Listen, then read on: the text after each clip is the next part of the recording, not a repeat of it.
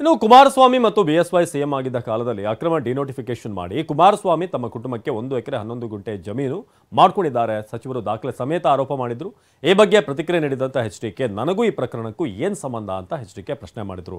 ಇದಕ್ಕೆ ತಿರುಗೇಟು ಕೊಟ್ಟಿರುವಂತ ಸಿದ್ದರಾಮಯ್ಯ ಕುಮಾರಸ್ವಾಮಿ ಯಾವಾಗಲೂ ಕೂಡ ಹಿಟ್ ಅಂಡ್ ರನ್ ಕೇಸ್ ಅಂತ ಹೇಳಿದ್ದಾರೆ. ಇದು ನೇರವಾಗಿ ಕುಮಾರಸ್ವಾಮಿ ಅವರೇ ಫೈಲ್ ಪುಟಪ್ ಮಾಡಿ ಅಂತ ಹೇಳಿ ಆದೇಶ ಮಾಡಿರೋದು. ಕುಮಾರಸ್ವಾಮಿ ಅವರು ಫೈಲ್ ಪುಟಪ್ ಮಾಡಿ ಅಂತ ಹೇಳಿ ಅವರು ಮುಖ್ಯಮಂತ್ರಿ ಇದ್ದಾಗ ಆದೇಶ ಮಾಡಿದ್ದನ್ನ ಯಡಿಯೂರಪ್ಪನವರು ಡಿನೋಟಿಫಿಕೇಶನ್ ಮಾಡಿರೋದು. ನೇರ ಫಲಾನುಭವಿ ಯಾರು? ಕುಮಾರಸ್ವಾಮಿ ಅವರ ಸ್ವಂತ ಬಾಮೈದ.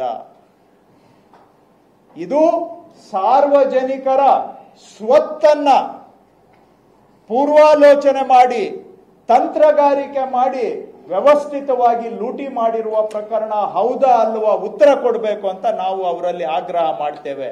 ಇಂಥವು ಹೇಳ್ತಾ ಹೋದ್ರೆ ಬೇಕಾದಷ್ಟಿದಾವೆ. ಆಗ್ರಹ ಮಾಡ್ತೀರಾ ಸರ್? ಏನಕ್ಕೆ ಅಂದ್ರೆ ಡಿನೋಟಿಫಿಕೇಶನ್ ಪ್ರಕರಣಕ್ಕೆ ಸಂಬಂಧಪಟ್ಟಂತೆ ನನಗೂ ಅದಕ್ಕೂ ಸಂಬಂಧ ಏನಿದೆ?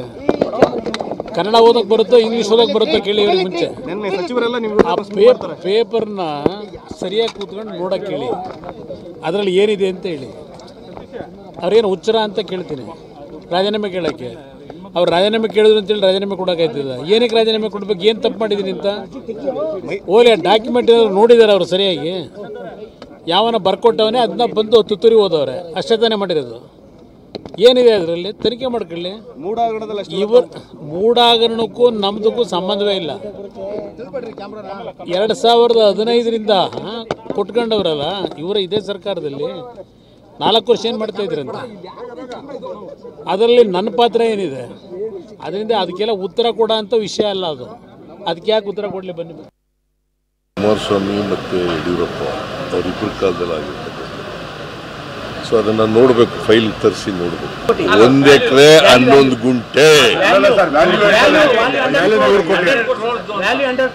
ವ್ಯಾಲ್ಯೂ, ಬಿಕಾಸ್ ಅದು ಬಹಳ ಇಂಪಾರ್ಟೆಂಟ್ ಜಾಗದಲ್ಲಿ ಬೆಲೆ ಬಾಳ್ತಕ್ಕಂಥ ಜಮೀನು. ಅಂಥದನ್ನು ಡಿನೋಟಿಫೈ ಮಾಡಿದ್ದಾರೆ. ಅದರಲ್ಲೂ ಕುಮಾರಸ್ವಾಮಿಯವರ ಬಾಮೈದನಿಗೆ ಮಾಡಿದ್ದಾರೆ. ಆಮೇಲೆ ಅವರ ಅತ್ತೆ GPA ಹೋಲ್ಡರ್ ಆಗಿದ್ದಾರೆ. ಸೊ ಅಧಿಕಾರಿಗಳು ಇದು ಬರೋದಿಲ್ಲ, ಸ್ವಾಧೀನ ತಗೊಂಡಾಗಿದೆ, ಇದು ಅವಾರ್ಡ್ ಎಲ್ಲ ಕೊಟ್ಟಾಗಿದೆ ಅಂತ ಹೇಳಿದ್ರು ಮಾಡಿದ್ದಾರೆ. ಮತ್ತು ಯಾರು ಸತ್ತೋಗಿದ್ದಾರೆ ಅವ್ರ ಹೆಸರಿನಲ್ಲಿ ಮಾಡಿದ್ದಾರೆ.